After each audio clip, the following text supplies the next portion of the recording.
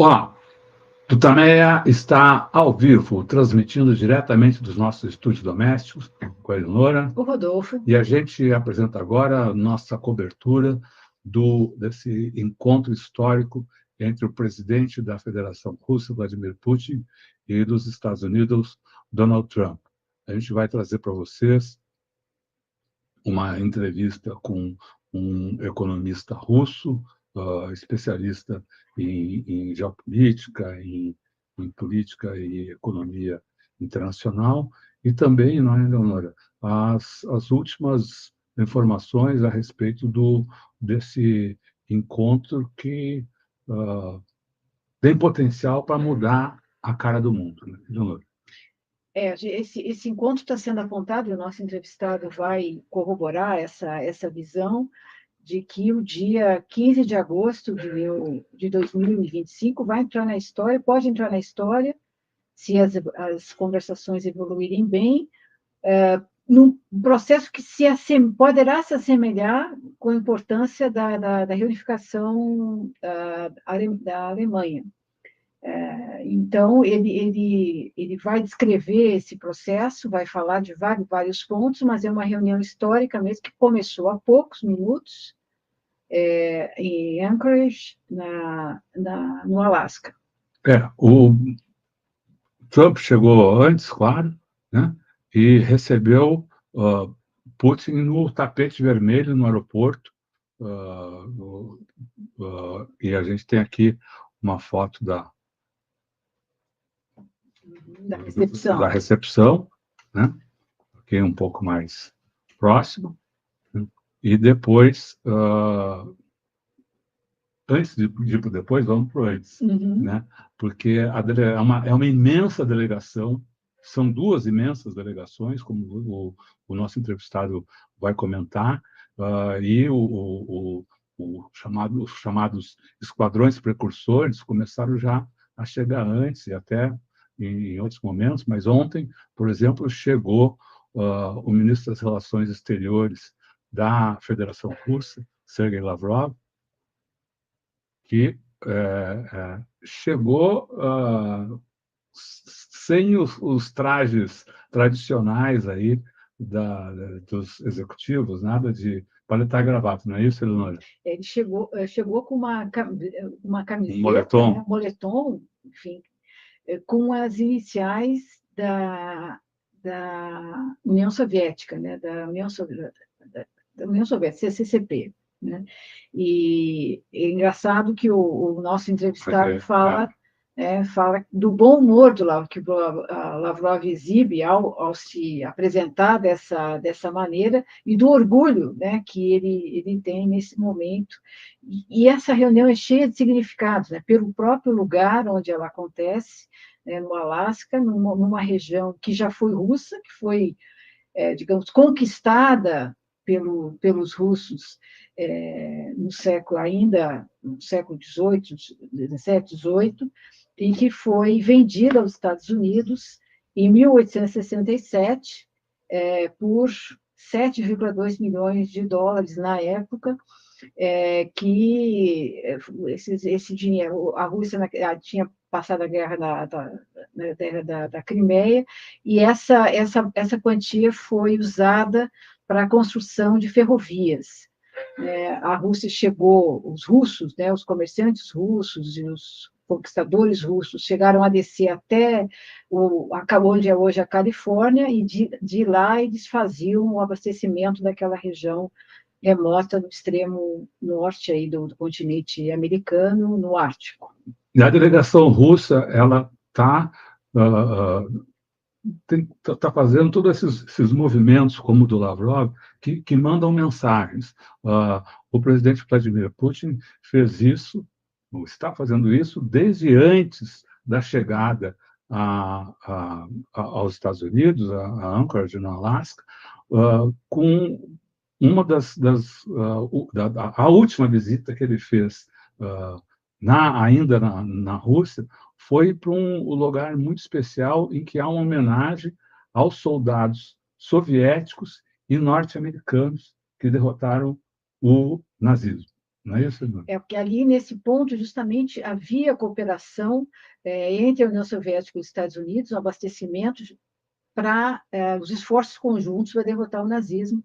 Estados Unidos e União Soviética foram muito próximos, né, foram aliados, né, e atuavam naquela região contra o nazismo, e nesse lugar, né, no extremo leste da hoje Rússia, tem um monumento em que aparece um militar russo, soviético e norte-americano se cumprimentando em um avião, e Putin foi, antes de embarcar para o Alasca, foi lá depositar flores num gesto de paz, relembrando os tempos, né, de aliança entre estadunidenses e soviéticos. Aperto de mão, que também aconteceu hoje, há poucos minutos, e que, claro, isso pode resultar em nada.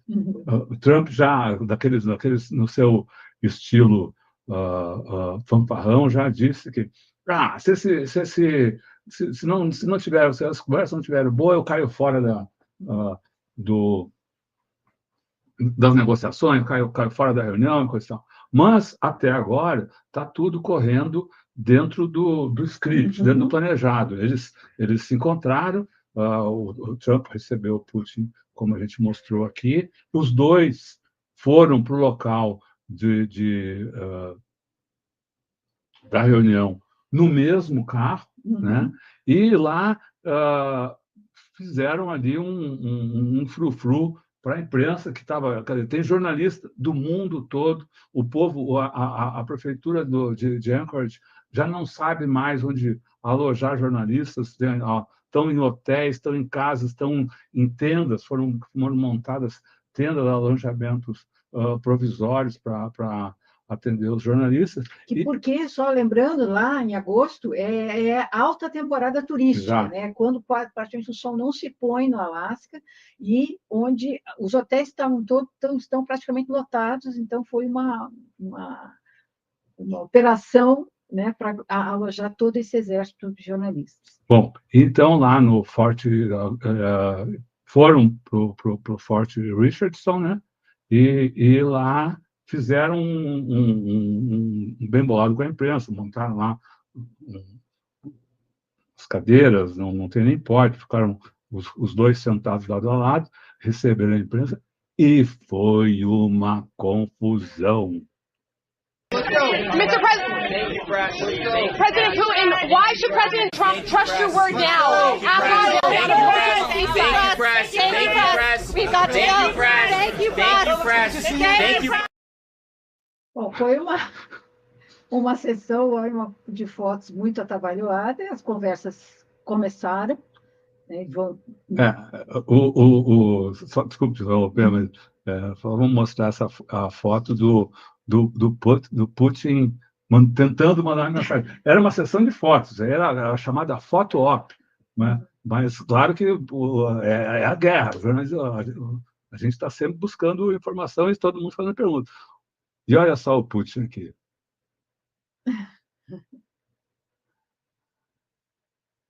As fotos dão a impressão de um Putin bem à vontade, bem-humorado, e o Trump um pouco mais... não vou dizer mal-humorado, mas naquele estilo... Essa foto dá uma ideia do espírito, né?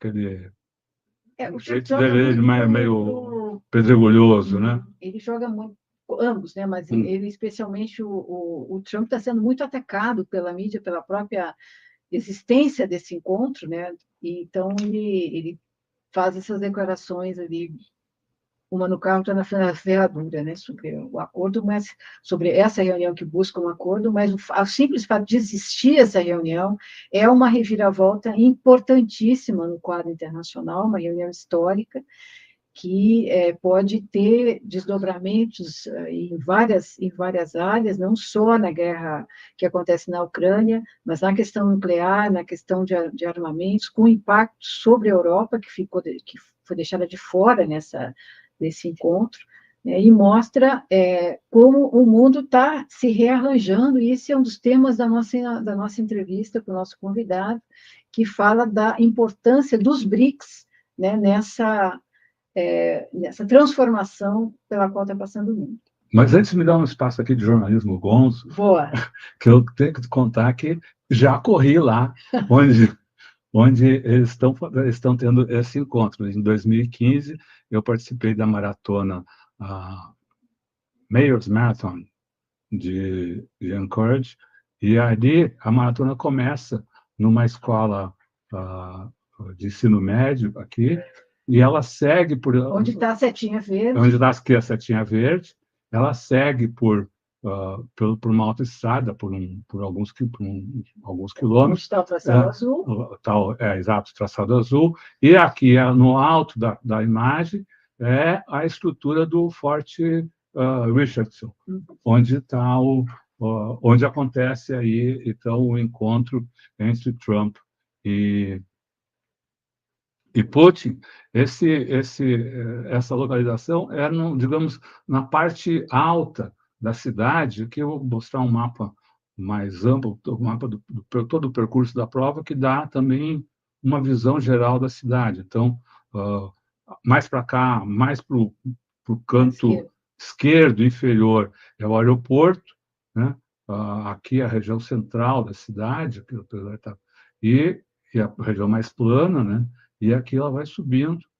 Onde está o ponto vermelho é o ponto mais plano, né, mais baixo, e onde está a setinha verde é o mais alto, né? E daí, seguindo aquela linha azul, do lado, no alto, né, na região central ali, no lado esquerdo, é o local onde está acontecendo o encontro entre Trump e Putin. Vamos, então, para a entrevista. Mais coisas. Bom, a entrevista ela foi realizada em inglês. A gente colocou também legendas em inglês, são legendas automáticas em inglês. E antes vamos apresentar quem é o nosso convidado, que é um super bambambam especialista na área de economia e geopolítica. Leonor. Trata-se de Dmitry Suslov. Dmitry Suslov é diretor adjunto do Centro de Estudos Europeus e Internacionais Abrangentes da Escola Superior de Economia da Universidade Natural de Pesquisa em Moscou. É de Moscou que ele fala com a gente. Ele realiza pesquisas sobre diversas áreas, faz parte, é um dos integrantes do Clube Valdai, presta consultoria regularmente a instituições governamentais e empresas russas, é professor sênior na Faculdade de Economia Mundial e Assuntos Internacionais da Escola Superior de Economia da Universidade Nacional de Pesquisa, e diretor adjunto de pesquisa no Conselho de Política Externa e de Defesa, desde 2004. É o autor de vários livros, por exemplo, A Política dos Estados Unidos na Ásia-Pacífico, de 2014, e Rússia como uma estratégia para o Novo Mundo, de 2011, Rússia versus Europa, Confrontam Aliança, de 2009, O Mundo em Torno da Rússia, de 2017. Na Escola Superior de Economia, ele leciona cursos sobre política interna e externa dos Estados Unidos, introdução às relações internacionais, governança global, relações Estados Unidos-Rússia e relações Rússia-União Europeia.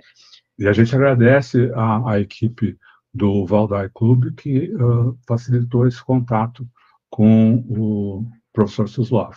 Na entrevista, a gente conversa, como a Leonora apontou inicialmente, sobre a importância histórica, o significado desse encontro entre Putin e Trump, mas também vai para as coisas mais mundanas, né?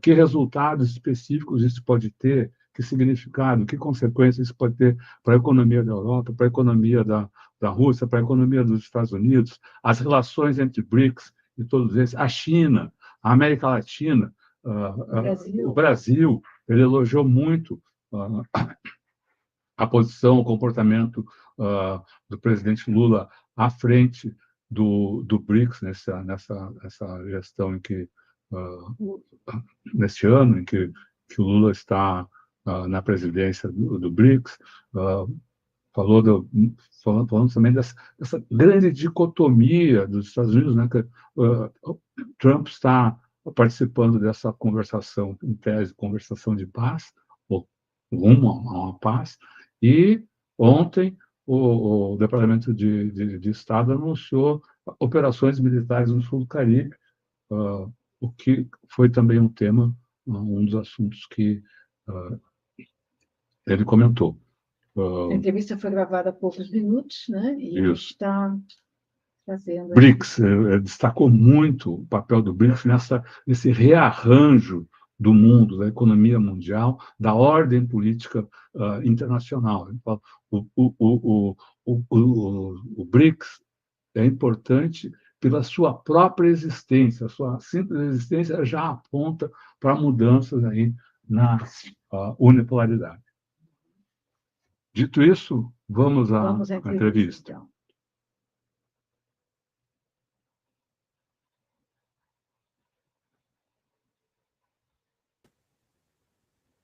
Okay.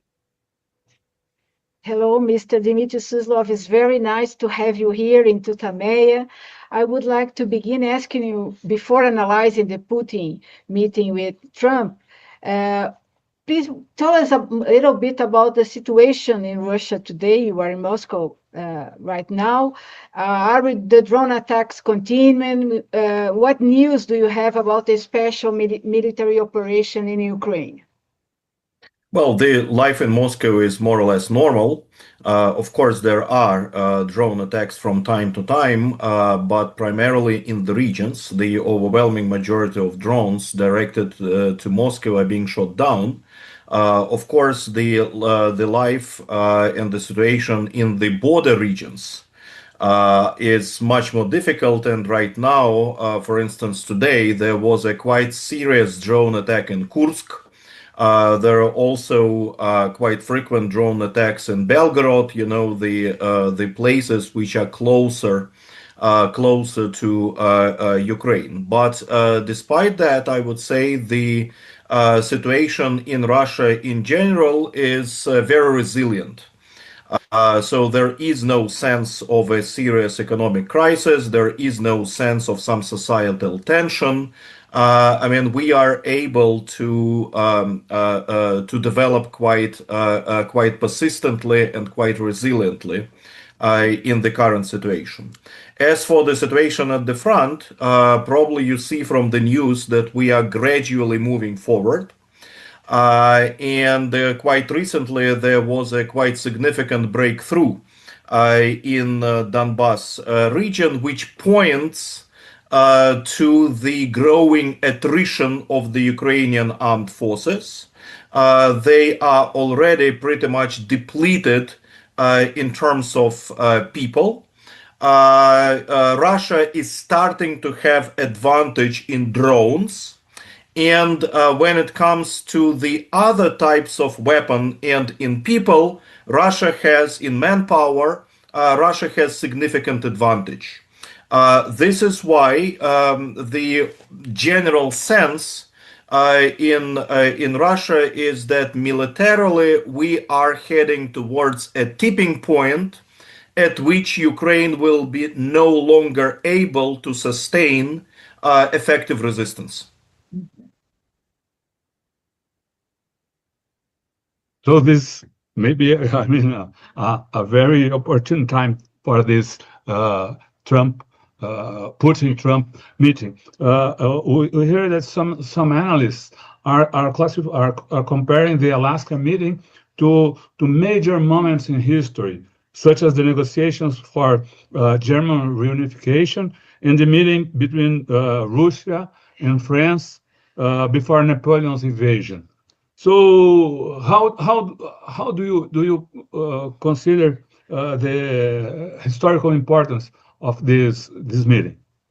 Well, I think that this is a historic meeting in itself, and it will be remembered in history as one of the focal points, as one of very, very significant historical meetings. It is historical by the very fact that it is the first personal US-Russian meeting since 2021. It is the first visit of the Russian president to the United States, not to the UN, but to the United States since 2010. And it is the first visit of Vladimir Putin, actually, to the United States as the US president since 2007. And this visit, so it is not just a meeting among presidents, it is a full-fledged visit of Russian president to the United States, to the American soul. And it takes place after almost 4 years of the hybrid war, which the United States have been conducting against Russia together with their European allies. So this summit is intended to kind of draw a line behind this hybrid war. This is supposed to be a peace summit, not just a peace summit vis-a-vis Ukraine, but also peace summit in general, in terms of great power relations, the relations between two nuclear superpowers.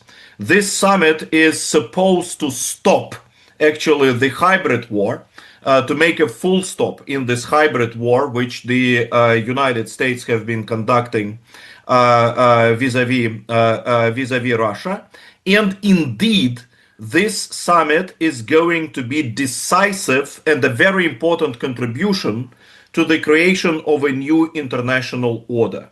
I think that the comparison of this summit and the negotiations over the reunification of Germany are quite correct, because the summits, the US Soviet summits over the reunification of Germany, were the final were the events which ended the Cold War and started a new era. This summit in Alaska is also an end of one era and a beginning of another era, right? It is the end, or it is supposed to be the end of the hybrid war between the United States and Russia. And moreover, it is perhaps the summit which is supposed to end the post-Cold War era of Western policy vis-a-vis Russia, and to begin a new era, to begin a new period with the new rules of the game, with the new modalities of relations between Russia and the United States. So without question, it will be a historical summit, and it will be a very comprehensive summit. Just look at the delegations of both sides, right? It is not just a meeting among presidents, but both Vladimir Putin and Donald Trump are bringing very sound delegations consisting of foreign ministers, finance ministers, Minister of Trade of the United States, ministers of defense from both countries, and many other significant people. So the agenda of the summit is supposed to be comprehensive. Okay. The conflict in Ukraine and U.S. European sanctions against Russia have accelerated negotiations outside U.S. control, such as the BRICS alliance. It's a shift, as you are saying just right now, in the international political order that is underway. Can multilateralism confront Trump administration's imperial aspirations? Well, first, I think you are absolutely right when you talk about the imperialist aspirations of the United States under Trump administration, right? Trump personally and his administration are not in favor of multilateralism or multipolarity. They would want to strengthen American dominance, and not through liberal, I would say, means and instruments, but through classical imperialist instruments with outright pressure, blackmail, and so on and so forth. And one of the reasons of this summit in Alaska is that this pressure failed. the attempts of the United States to pressure major non-Western countries, the leaders of the global South, including Brazil, India, China, on their relations with Russia utterly failed. Because originally, the Trump administration intended to coerce these countries into stopping trade relations with Russia. Trump administration threatened and partially imposed tariffs against India, against Brazil. It threatened tariffs against China for their trade relations with Russia. Right, and the idea was that if China, India, Brazil, other BRICS countries stop their trade relations with Russia, Russia would kind of collapse. But the result was quite opposite, diametrically opposite. You know, instead of weakening the relations within BRICS, Trump strengthened relations within BRICS, because India, after that pressure, decided to intensify relations with Russia. Brazil decided to intensify relations with Russia. These countries, including Brazil, showed that they are full-fledged great powers which respect their sovereignty and which do not allow to be dictated by other country about what they should do, with whom to trade, with whom not to trade, how to trade, in US dollars or not in US dollars, and so on and so forth. So instead of coercion, instead of subordination, Trump strengthened independence of these leaders of the global South. Trump resulted into the consolidation of BRICS, because it is not just Russia-Brazil, Russia-India relations which strengthened, but also other relations. India-Brazil, China-Brazil, and so on and so forth. So BRICS Narendra Modi, the Prime Minister of India, decided to visit China as a response to the pressure campaign of the Trump administration. So the effect is actually the opposite to what the Trump administration intended.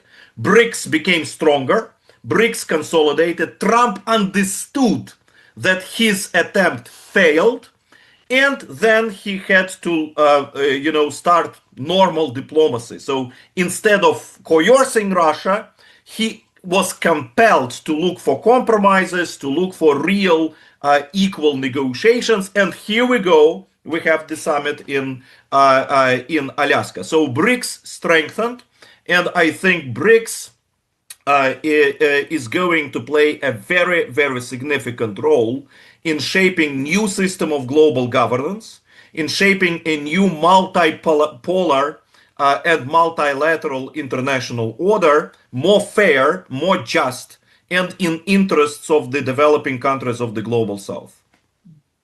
Great. So let's go back to the meeting in Alaska. Yesterday, Mr.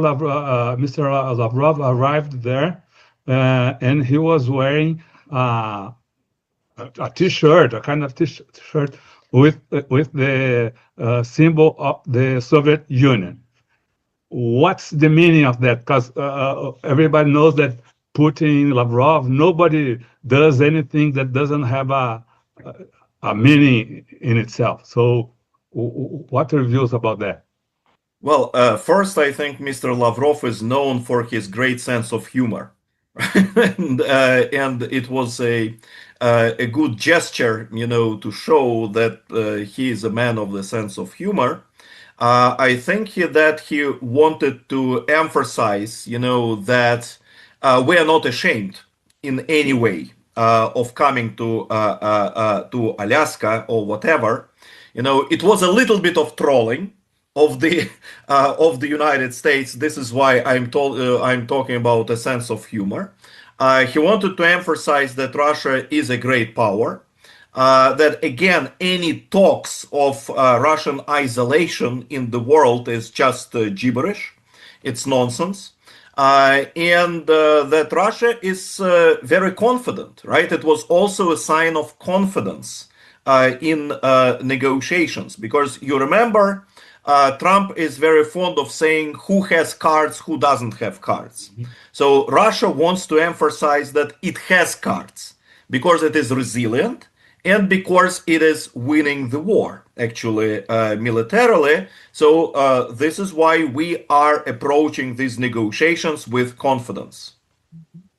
Regardless its outcome, it's possible to say that Alaska meeting already represents a victory for Putin, as it breaks with Russia's so-called isolation, as you just said. Its Putin position is stronger today than before the conflict began? Well, when we talk about this idea of Russian isolation, we have to note that it was also only Russia's isolation from the West and in the West, right? There has never been Russian global isolation, because BRICS existed, Russian relations with Asia, Latin America, Middle East, Africa have always been great.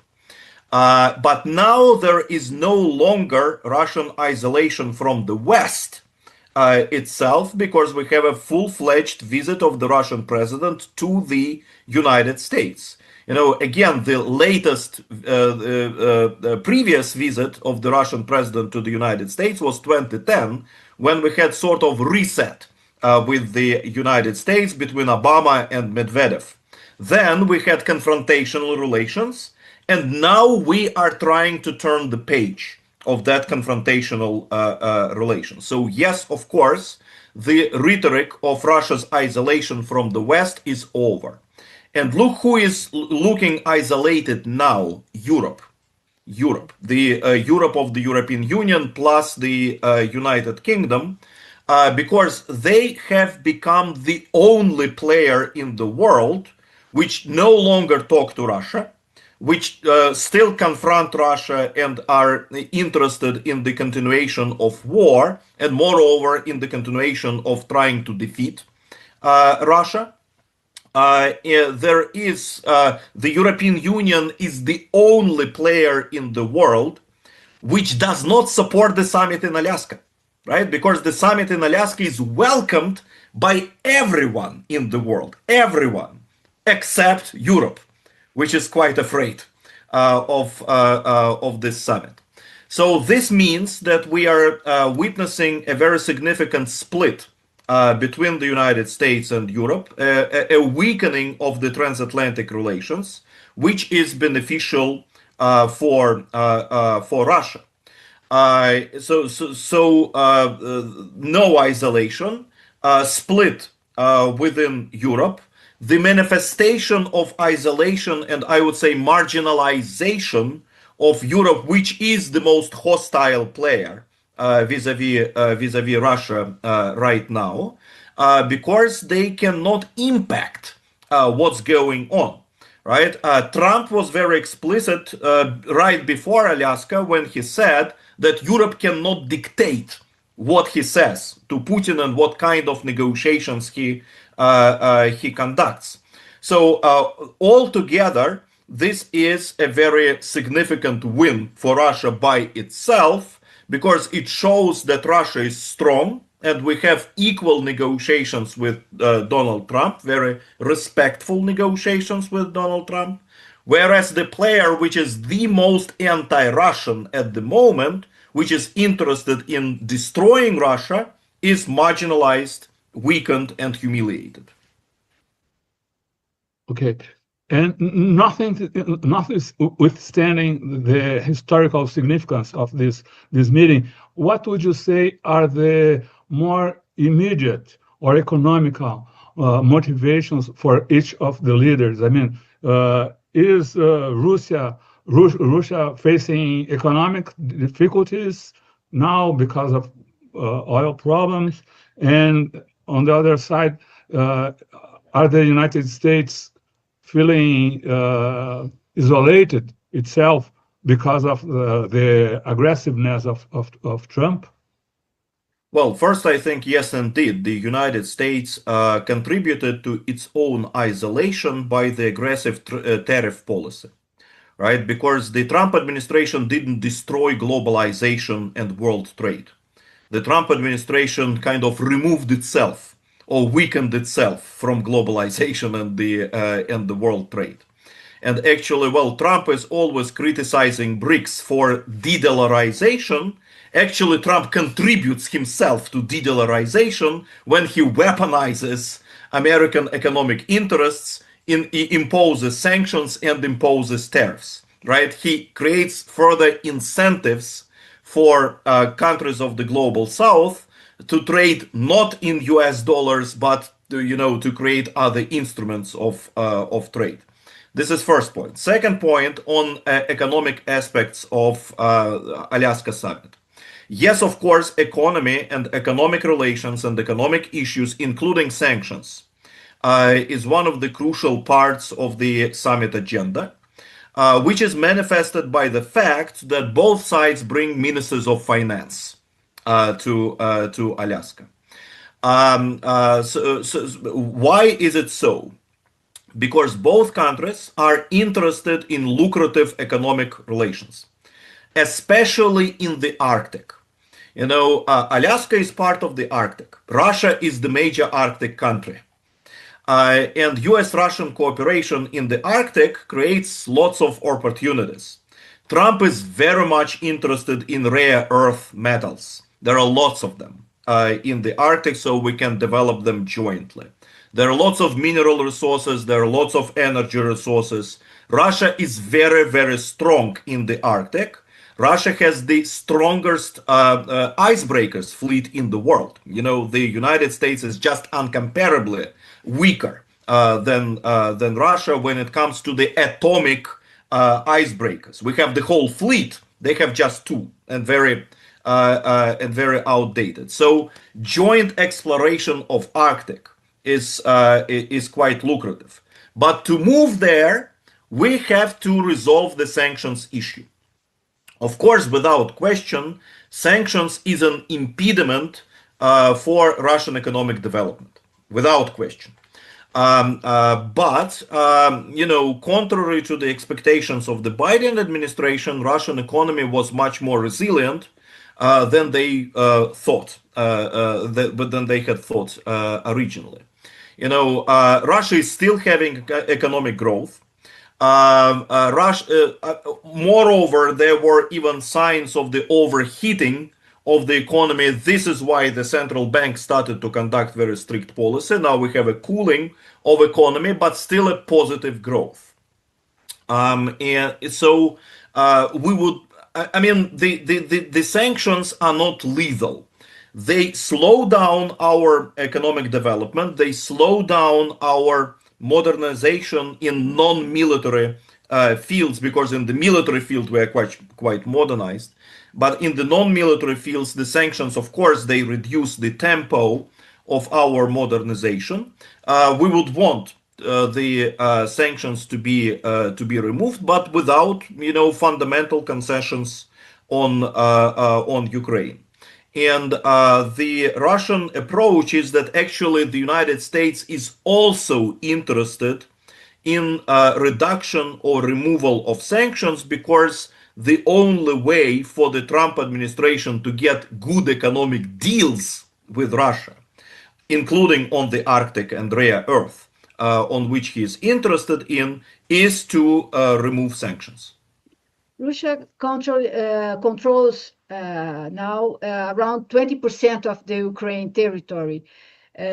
Should this potential peace agreement retain this 20%, and it's possible to have a peace agreement with Zelensky in power? Is the U.S. already articulating a new government with the general in command, for instance? What do you think of that? Well, I think that the territories which Russia controls nowadays will remain Russian. Vladimir Putin made it very clear that the Russian troops are not going to withdraw. Moreover, Russia considers those territories which Russia controls, except for some minor parts of Ukraine, as Russia. They are constitutional regions of Russia, so the withdrawal and the kind of passing those territories to Ukraine is off the agenda. The the return of territories which are not considered by Russia as Russian, but are controlled by the Russian forces, such as Kharkov region, some part of the Kharkov region, Dnipropetrovsk and Sumy region. This is quite possible, I think, but not the major regions under the Russian control, like Donetsk, Lugansk, Kherson, Zaporozhye. These will remain Russian. And basically, Russia is claiming that one of the ways to resolve the conflict is to recognize the military realities on the ground, and to use these military realities on the ground as a point of departure. As for Zelensky, of course, it is very difficult to have a peace agreement with Zelensky, because he's not interested in peace. Actually, he's interested in the continuation of war. His allies in Europe are interested in the continuation of war and quite afraid, actually, of peace. Some politicians in Europe openly say, that they are interested in continuation of war in order to prepare themselves for a potential military clash with Russia. So unless they are militarized enough to face Russia themselves, Ukraine should kind of keep Russia focused and absorbed, right? So they, of course, recommend Zelensky not to fulfill Russian demands, not to seriously consider Russian terms. Under the European advice, Zelensky has rejected the offers which not just Russia, but also the Trump administration, actually the United States, made several times already. But at the same time, you have to keep in mind, and this is why the negotiations in Alaska is very important, that without American assistance, Europe itself is not able to sustain Ukrainian resistance, to sustain Ukrainian basically existence for a long time. So if the Trump administration ends the sales of arms for Ukraine, the transfer of intelligence information, all the intelligence information that Ukraine uses in the battle is American intelligence information. Without American intelligence information, Ukrainian armed forces are completely blind because they don't have their own satellites. They use American Starlink as a communication system at the front, and so on and so forth. So if the United States switches that off for Ukraine and stops transferring the intel information, I mean, Ukraine will be defeated seriously within weeks, because they will become blind, right? And their communication will be disrupted at the front. So this is why the Trump administration has a very significant leverage card vis-a-vis Ukraine. So if we decide the parameters, if we agree on the parameters of the peace with Trump, and then Zelensky rejects it, Zelensky will find himself in a very, very serious trouble, because most likely the Trump administration will stop helping Ukraine. So yes, Zelensky is a very difficult counterpart, so to say. But the key to success in ending this war is having a Russian-American understanding and Russian-American agreement on how the final peace settlement should look like. And I think that's the key of what is now being discussed in Alaska. And if they do reach a peace agreement, what are the challenges for the denazification of Ukraine, considering that Nazi ideas or even Nazi parties are having a growth all around Europe? And back to your last answer, what would be the reaction of Europe to a peace agreement? Would it just swallow it and try. Well, anyway, that's your question.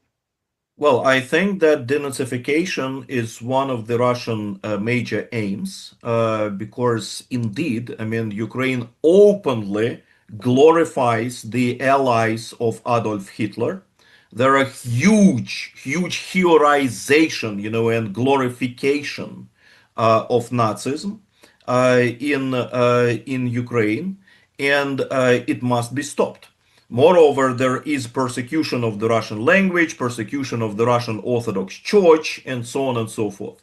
And the abolition of legislature, which allows the glorification of Nazism, is one of the major Russian proposals and demands in the future peace agreement, right? And it must be done. So this is really one of the Russian demands, and I think this is also one of the topics discussed between the presidents and between delegations in Alaska.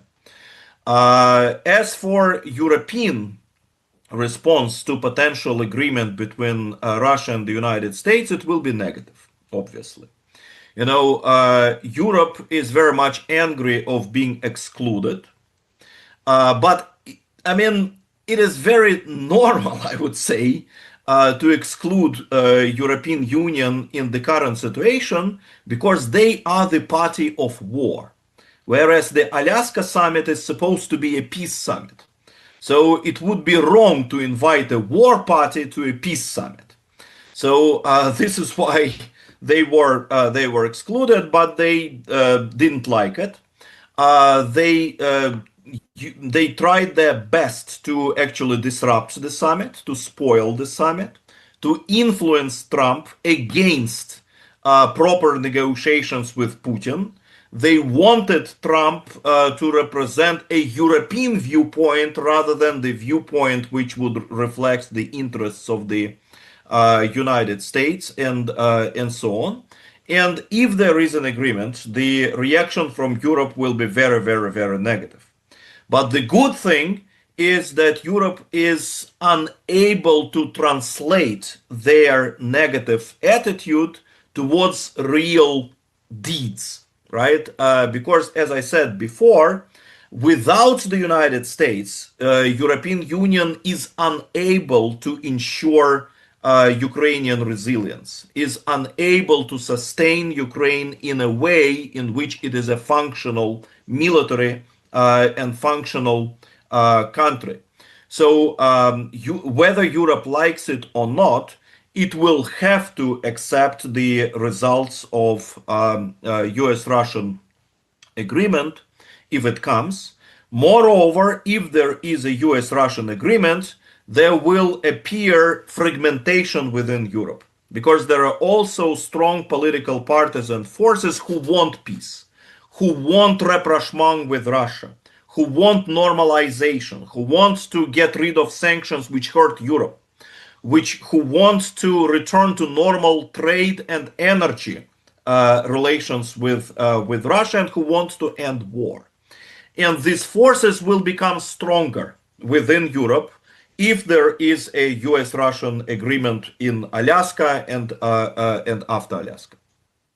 You wrote that peace in Ukraine has opponents within Russia, inside Russia, as there are interests in continue the conflict and expanding territorial gains.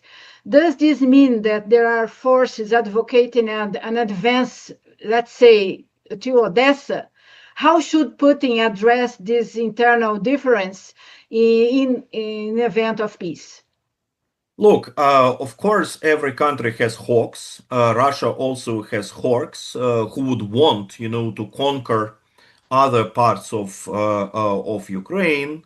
Especially Odessa really sounds, because it is a historically Russian-speaking city with very significant cultural value for the Russian people. The major Russian poet Alexander Pushkin spent many years actually in Odessa. Odessa was founded by Catherine the Great, one of the major Russian empresses. It was built by the Russian people, and so on and so forth. However, having said that, I think the major Russian concern and the major Russian demand vis-a-vis Ukraine is not territories, but it is security. It is security arrangements and the absence of security threats vis-a-vis Russia. So how to ensure security? Ukraine must become neutral. Ukraine must no longer be used by the West as a proxy against Russia. So we must ensure that there will be no Western troops in Ukraine. We must ensure that there will be no major military supplies from the West to Ukraine, and so on and so forth. And secondly, Ukrainian ideology, Ukrainian kind of national idea must not be based against Russia. Ukraine must not position itself as anti-Russia, especially with these neo-Nazi trends. This is why, if the peace agreement addresses what Russia calls demilitarization and denazification, we won't need further territories. Mm-hmm.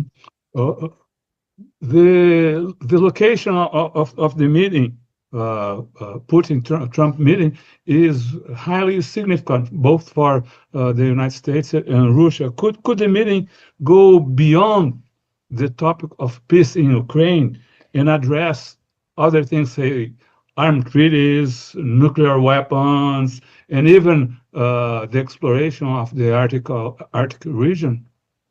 You're absolutely right. I think that the choice of Alaska as a place for summit is quite deliberate. First, geographically, Alaska is the closest American state to Russia. There is less than 4 kilometers between Alaska and the Russian land across the Bering Strait. Just less than 4 kilometers. So it symbolizes the closeness of both countries. We are neighbors with the United States. Secondly, Alaska is Arctic. And Arctic is a very promising and lucrative area for US-Russian cooperation. We are both Arctic countries. We are both interested in peaceful development of the Arctic. We are both interested in controlling military buildup in the Arctic, right? And not interested in uncontrollable confrontation and uncontrollable arms race. We are interested in scientific research, in joint exploration of the Arctic, which is being opened, which is opening due to the melting of the Arctic ice and due to the climate change. By the way, climate change is a huge challenge for both countries, right? And especially for Russia, because melting of the permafrost changes all the infrastructure in the Arctic. It changes the sea line, and so on and so forth. The United States also faces these challenges, to a less extent, but still. Anyway, we are interested in cooperation in the Arctic, and the summit in Alaska emphasizes this Arctic dimension. You mentioned arms control. You are absolutely right. You can't imagine a full-fledged summit between Russia and the United States without arms control.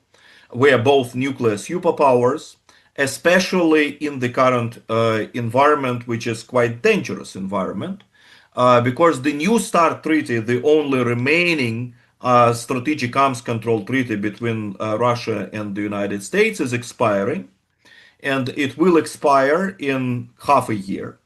So it's very unlikely that we will be able to elaborate something new in the remaining time. And already now we need to discuss actually how to live, how to avoid arms race without traditional big arms control, strategic arms control treaty.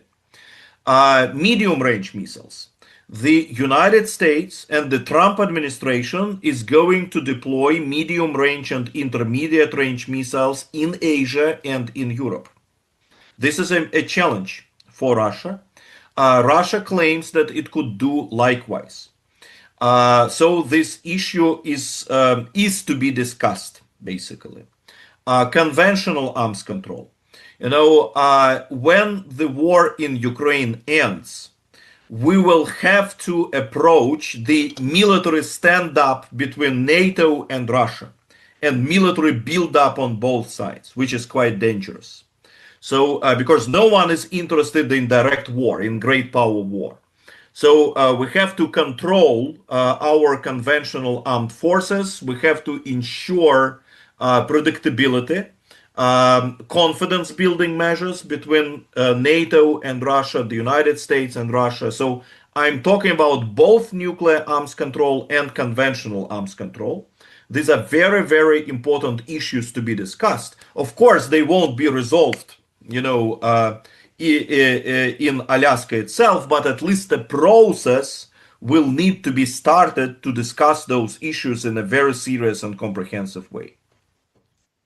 Interesting you said that, because many claim that we already experienced the Third World War. Could today's meeting bring genuine hope for peace?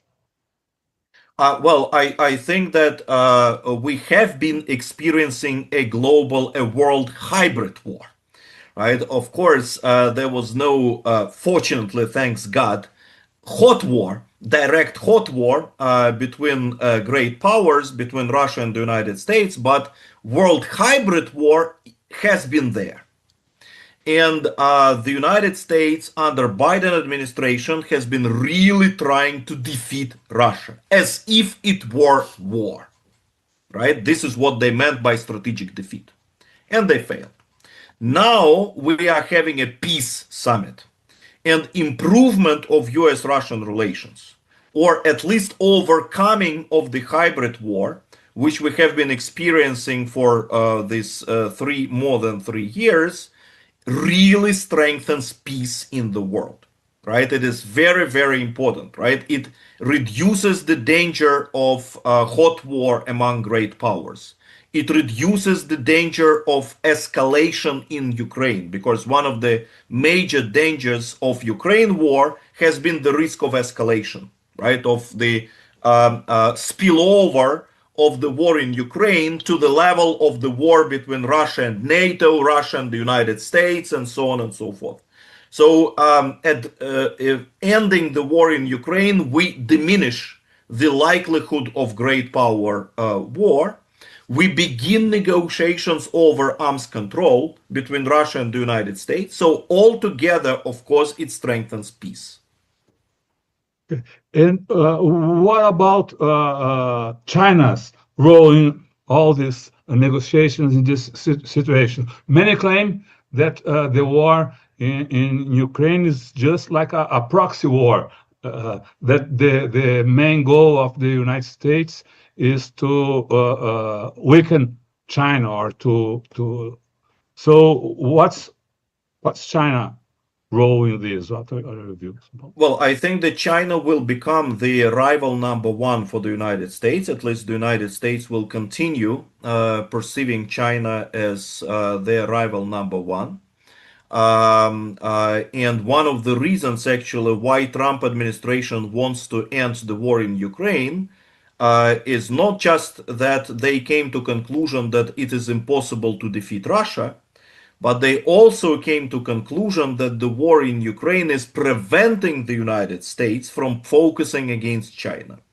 So they are interested in actually ending the war in Ukraine and improving a bit relations with Russia in order to kind of free their resources, even partially reduce their military presence in Europe, in order to channel their resources vis-a-vis China. That's clear. One of the thinking of the United States.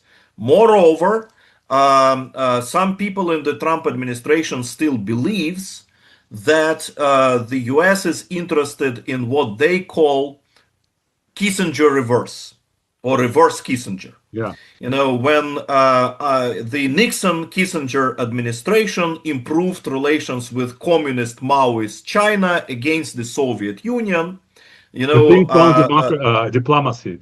yes, yes, absolutely. Soviet Union was the major rival, China was less rival, so they improved relations with the less rival against the major rival. Now China is the major rival, Russia is a less rival, and these people claim that the US is interested in improving relations with Russia for the sake of containment of China. But this will not happen, obviously. Russia will not sacrifice its relations with China. I mean, we consider our relations with China existential and strategic. Russia really came to conclusion that it is outside of the West and it will remain outside of the West, that it is the country of BRICS, that it is the country, or you know, it is part of the developing world together with China, India, Brazil, Africa, and so on and so forth. So yes, we are interested in improving relations with the United States. We're interested in settling security issues, ending the war in Ukraine, addressing arms control, reduction of sanctions, beginning of economic cooperation with the United States, but not at the expense of our relations with China or India or Brazil or BRICS all together. And I think the Chinese understand that. I think that the Chinese are not suspicious of what's going on between Russia and the United States. And anyway, since the US-Russian dialogue could accelerate peace, China is also interested in that.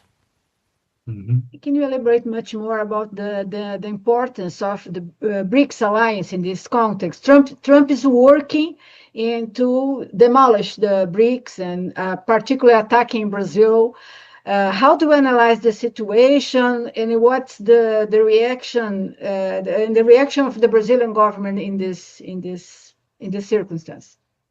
Well, I think you're absolutely right. Trump wants to weaken BRICS, to demolish BRICS, because he instinctively understands that BRICS, by the very fact of its existence and performance, undermines anyone's hegemony. Not just American hegemony, but anyone's hegemony. BRICS manifests multipolarity. BRICS manifests the absence of hegemony within, right? This is why it's so much attractive in the world. BRICS wants to make international relations more democratic, more multilateralist, more fair. And whereas the United States under Trump would want to keep their hegemony. This is why they are interested in weakening BRICS. Hegemony of the US dollar and hegemony of the United States in general. However, as I already said, the effect was contrary to what the Trump administration expected, because his attempts to attack BRICS countries directly and bluntly, like India and Brazil, resulted to the consolidation of BRICS and strengthening of BRICS, which is absolutely normal because BRICS consists of sovereign countries which respect themselves and which do not allow the outside countries to dictate them what to do. So the role of BRICS in international affairs and in global governance will definitely increase. I think that BRICS is really the major institution of the global South, the most representative, the most authoritative and respected and powerful institution of the global South, consisting, you know, of the major global South countries from all the regions of the world, and now we have even Indonesia representing the Southeast Asia, plus several Middle Eastern countries, Latin America, Africa, Russia, China, India. So,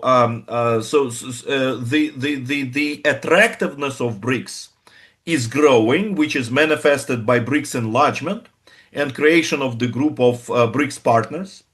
I think that BRICS will, especially under Trump, BRICS will strengthen the cooperation and strengthen further outreach to the global south. And I think that the Brazilian current chairmanship in BRICS is very successful and respected. We had summit in Rio de Janeiro, which resulted into a very, very strong declaration, very comprehensive, and covering everything, including the issues of climate change, which was one of the priorities of the Brazilian chairmanship in BRICS. And Brazil is very respected.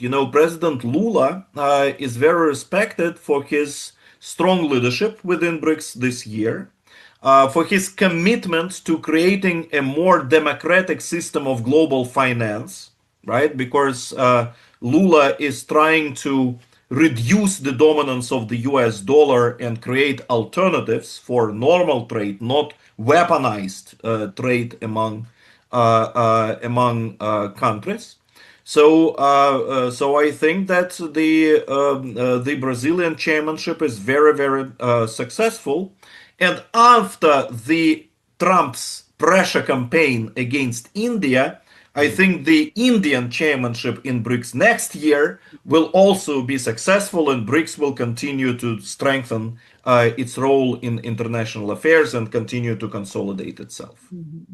Yeah, and exactly. India was the next point that we'd like to ask you about, because it's being especially sanctioned by Trump because of his trading with Russia, and I mean other countries that trade with Russia also where the United States imposed sanctions against them. So, do you think this meeting could make the USA go back a bit in these sanctions, and if not, what impact the sanctions to trade partners of Russia would have in Russia economic? Well, first, I think the sanctions have already proved to be counterproductive because India didn't concede to American pressure. Instead of capitulation, India declared that it will intensify economic relations with Russia. Intensify, not decrease, despite the increase of American sanctions. And if the United States keep those sanctions against India and against Brazil, basically India and Brazil will trade less with the United States and more with other BRICS countries. So that's another contribution to the strengthening of BRICS and the South-South relations, I would say. However, I think that the Trump administration understood already that it made a mistake in this pressure campaign. And it is very quite likely that if summit in Alaska is successful, the United States will not implement those sanctions. By the way, those additional anti-Indian sanctions are not in effect now because Trump gave 21 days, like an interim period, deliberately for summit in Alaska to take place. So I'm absolutely sure if summit in Alaska is successful, the Trump administration will repeal this decision with additional sanctions against India. Trump administration said that Latin America must once again be the U.S. backyard. What's your comment on this statement? What's the importance of Latin America in this international geopolitical situation? Well, I think that the Trump's approach vis-a-vis Latin America proves the imperialist nature of American foreign policy and of Trump's foreign policy. They are openly reviving the Monroe Doctrine, right? Of course, the United States have always kind of committed itself to Monroe Doctrine, trying to weaken other great powers in Latin America. But now Trump administration is explicitly even saying that for instance they want to expel China from Latin America. What is that if not Monroe Doctrine, right? I mean, it's classical Monroe Doctrine, right? So this proves American imperialism. They want to strengthen their dominance in Latin America, but I think that it doesn't work with such great powers as Brazil. It could work temporarily with some smaller countries in Latin America who depend very much on the United States, but it doesn't work with great powers like Brazil. I think that it is American policy is not sustainable because on the one hand it demands dominance over Latin America. On the other hand, it imposes unfair trade relations, which discriminate Latin American countries vis-a-vis the United States. I mean, it's unsustainable. You know, if you want to become a hegemon, I mean, not all Latin American countries would want to be under hegemony, but even for those countries who could accept American hegemony, they would prefer this American hegemony to be benign. You know, for the United States to provide public goods, at least. You know, for the United States to provide some benefits for the development of these countries.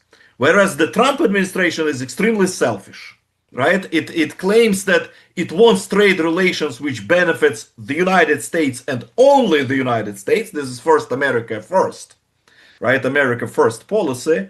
Simultaneously, you know, they demand hegemony. I mean, it doesn't go together. So strategically, I think that this hegemonic and unilateralist and very egoistic course and imperialist course, which will backfire. And strategically, the United States will weaken its position in Latin America. And, well, Trump is talking of peace now in Alaska, but only yesterday, the Department of State announced the deployment of military operations in the South Caribbean. Many saw this as a threat to Venezuela. Do you think this could escalate? And if so, what might be the reaction of other powers, such as Russia and China? So is Trump talking of peace in one point and talking of war some 1,000 miles south? You are absolutely right. I mean, and we have no illusions about the nature of the Trump administration. Look, several months ago, Trump administration conducted outright aggression against a BRICS country, which was Iran. You know, an outright aggression in violation of international law under false premise, together with Israel, outright aggression. So, I mean, no illusions about the Trump administration. The Trump administration is interested in peace in Ukraine because continuation of the war in Ukraine makes the United States weaker, not stronger. Right? The United States is interested in peace in Ukraine because it wants to kind of it wants to untie its hands. You know, America can really commits much to Ukraine, which prevents the United States from containing China more, from strengthening, from conducting a more robust policy in the Middle East, from strengthening its dominance in the Caribbean and in Latin America, and so on and so forth. So we understand all that. So there is a convergence of interests between Russia and the United States when it comes to ending war in Ukraine. We both are interested in ending this war, of course, on the terms which are acceptable for Russia. But no one in Russia is talking about becoming strategic partners with the United States. It is clear that Russia and the United States will remain, well, adversaries, right? Or at least competitors, not allies, because the imperialist policy which the United States is doing is unacceptable for Russia. You know, we can't support the United States, right? We want to cooperate with the and to have dialogue with the Trump administration, but we strongly criticize American policy in the Middle East, in Asia, in Latin America, and so on and so forth. We are in different camps, if you want, right? And we will remain in different camps with the United States. Russia is a BRICS country. The United States is against BRICS, right? And it will remain so even after Alaska, no matter how Alaska ends. Okay. So what you're saying is that these peace talks may not have may not spill benefits to other areas of the globe, say as the genocide to or make a path to stop the genocide in Gaza, for instance. It could, you know, it will, well, it will not change the nature of American foreign policy, right?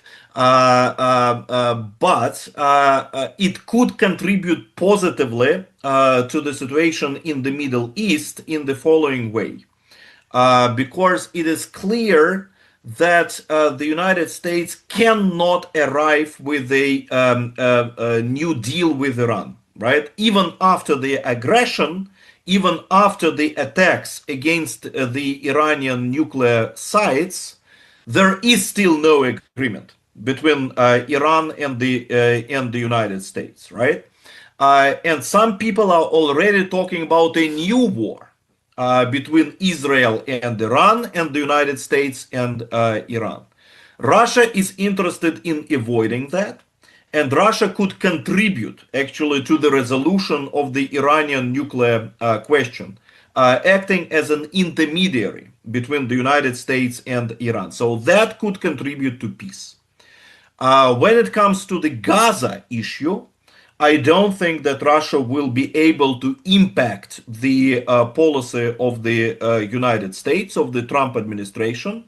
And clearly the United States is, you know, showing green light to Israel in its genocidal policy in Gaza. Okay. So just and back to Alaska and the United States, what's your evaluation of the media position, the American media position about this summit? It seems that the coverage is low key. Do you see that? And what's your evaluation of the media in the United States and in Russia? Well, I think that the American media, mainstream media, is quite biased in its assessment of the Alaska summit. They criticize it, right? They criticize it. They think that, I mean, the mainstream media of the United States reflects the interests of the deep state and traditional American establishment, which is interested in continuation of the hybrid war against Russia. So they think that Alaska summit is a wrong event, which should not have happened, right? Because they present it as a reward for Putin, you know, that Trump gives a very big present to Putin by ending his isolation and so on and so forth. Secondly, the mainstream media in the United States is largely anti-Trump. And they try to present the summit in Alaska as a defeat of Trump. This is why they are talking about the victory of Putin even before the summit, you know, in order to kind of weaken Trump and present Trump as a loser, which is not so. at least in Alaska. So this is why I would say that the media in the United States is very unhelpful when it comes to this summit. Even if this summit ends the war in Ukraine or starts the process of the end of the war in Ukraine, the American media will criticize it, right? Which is very unfortunate. As for the Russian media, well, the Russian media generally welcomes this summit and presents this summit as a peace summit, basically, as a peace summit which could contribute to peace and to normalization of the relations between Russia and the United States. Because, look, before I said that Russia and the United States will remain rivals. This is absolutely true. But rivals also must talk to each other. The situation which existed in the Biden administration, when there was no dialogue at all, was very, I would say, unnatural. It was unnatural for international relations, and it was very dangerous also for international relations, because nuclear great powers must talk to each other. So for the Russian media, this is a peace summit, and this is a summit which is supposed to normalize, not improve, normalize relations between Russia and the United States. Great. Mr. Dmitry Suslov, would like to thank you very much for your time here with TUTAMÉIA audience. And before we say goodbye, I'd like to hear your message to the Brazilian people, to the people that are with us now. So thank you very much. Thank you very much. Well, first, thank you for inviting me. It was a great pleasure. My message to the Brazilian people is: do not trust in the Western propaganda. Trust in BRICS. I think that together, the developing world, the global South, and BRICS is able to contribute to the development and prosperity of ourselves, including Brazil. Be proud. Be proud. Respect yourself. Brazil is a very great country, one of the greatest countries in the world, with a very, very promising future. Thank you so much. Thank you so much. Thank you. Bye. Thank you. Bye. Goodbye. Tchau. Tchau. Bom, e assim nós apresentamos a entrevista que fizemos com o economista Dmitry Suslov, que é um dos conferencistas, né, do Valdai Club, uma das organizações que procura pensar a economia, a política da Rússia e do planeta. A gente estava ele comentou conosco, então, com você, a importância desse encontro entre Putin e Trump que está acontecendo agora no Alasca. Também trouxe reflexões sobre desdobramentos desse encontro, impacto que pode ter nas relações internacionais, na economia do planeta. Falou sobre o BRICS, falou sobre o Brasil, falou sobre a Europa, Gaza. Só para lembrar um pouco, eu talvez destacar mais alguns pontos da nossa conversa com ele, e também lembrar de novo o currículo do professor Suslov. Então, Dmitry Suslov é diretor adjunto do Centro de Estudos Europeus e Internacionais Abrangentes, Escola Superior de Economia da Universidade Nacional de Pesquisa em Moscou.